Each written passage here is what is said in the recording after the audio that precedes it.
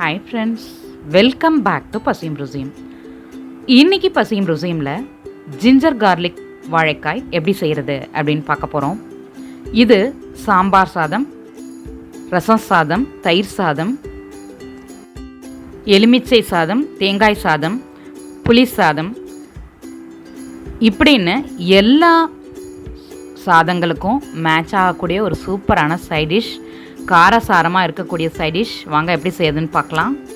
வாழைக்காயை தவிர வேறு என்னென்ன பொருட்கள் தேவைன்னு பார்த்துடலாம். 3 ஸ்பூன் இஞ்சி பூண்டு பேஸ்ட்டு, 4 சின்ன வெங்காயம், மிளகாய்த்தூள், உப்பு, சீரகம், தக்காளி. மிக்ஸி ஜாரில் 1 தக்காளி, 4 குட்டி சின்ன வெங்காயம், சீரகம் அரை ஸ்பூன் சேர்த்து பேஸ்ட்டாக அரைச்சிக்கலாம். நல்ல பேஸ்ட்டாக அரைச்சி எடுத்தாச்சு.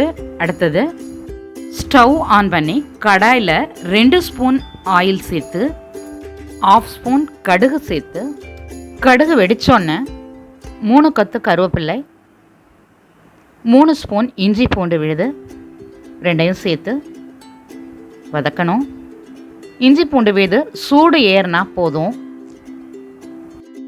உடனே நம்ம அரைச்சி வச்சுருக்க தக்காளி விழுதை இது கூட சேர்த்து வதக்கணும். இதுவும் சூடு ஏறினா போதும். உடனே மிளகாய் தூள் 2 ஸ்பூன், உப்பு 2 சேர்த்து லைட்டாக வதக்கி விடணும். இது கூட கட் பண்ணி வச்சுருக்க வாழைக்காயை சேர்த்துக்கணும். நான் இன்றைக்கி ஆஃப் சர்க்கிளாக கொஞ்சம் திக்காக கட் பண்ணியிருக்கேன். நீங்கள் எந்த ஷேப்பில் வேணாலும் கட் பண்ணிங்க, கொஞ்சம் திக்காக கட் பண்ணிக்கோங்க, தின்னாக இல்லாமல். இப்போ இதை நல்லா மிக்ஸ் பண்ணி விட்டு வாழைக்காயில் சூடு ஏறுற வரைக்கும் கிளறிக்கிட்டே இருக்கணும். வாழைக்காய் சூடு ஏறினோன்னே இந்த மாதிரி ஈவனாக ஸ்ப்ரெட் பண்ணி லிட் போட்டு க்ளோஸ் பண்ணி 3 மினிட்ஸ் வேக விடணும்.